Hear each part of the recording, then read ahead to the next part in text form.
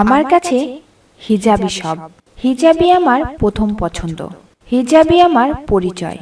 যদি আমি হিজাব পরিধান করি তখনই ভাবি যে প্রকৃতপক্ষে দুনিয়া থেকে আবৃত হয়ে আমি আখিরাতের জন্য সুসজ্জিত হলাম। সেই নারী সবচেয়ে উত্তম, যে তার যৌবনের সমস্ত ভালোবাসা আমানত রাখে তার স্বামীর জন্য। পর্দা হলো কোনো ব্যক্তির ব্যক্তিগত পছন্দ। এটা ফ্যাশনের জন্য না পরে স্রষ্টার প্রতি আনুগত্যের জন্য পরা উচিত।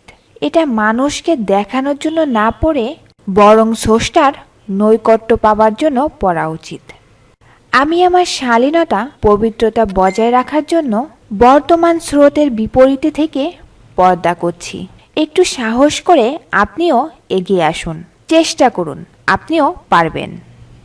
দাড়ির সাথে পুরুষ এবং পর্দার সাথে নারী, এটাই এ পর্যন্ত সবচেয়ে ভালো সমন্বয়।